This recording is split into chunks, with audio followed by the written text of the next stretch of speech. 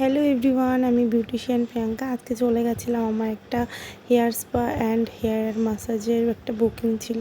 তো তোমরা দেখতেই পাচ্ছ, গিয়ে আমি ঝটপট লেগে গেছিলাম আমার ক্লায়েন্টের হেড ম্যাসাজ করতে। তো একটা দিভাই একটা অয়েল ম্যাসাজ নিয়েছিল, কারণ দিভাইয়ের প্রচণ্ড হেয়ার প্রবলেম হচ্ছিলো, মানে হাত দিয়ে টানলেই চুল একদম খামচা খামচা উঠে যাচ্ছিলো, এরকম একটা প্রবলেমে ভুগছিল।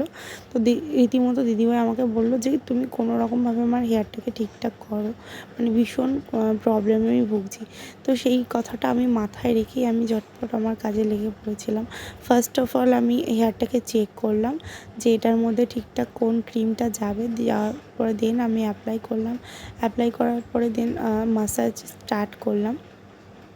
তো তোমরা অনেকেরই তোমাদেরও সেম প্রবলেমে তোমরা ভুগছো, প্রচুর পরিমাণে হেয়ার ফল।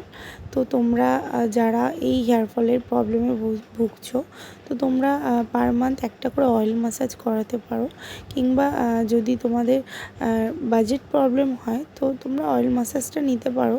আর দেন তোমরা স্পাও নিতে পারো, একটা করে স্পা নিলে তোমাদের চুলের সব রকম সমস্যার সমাধান হবে।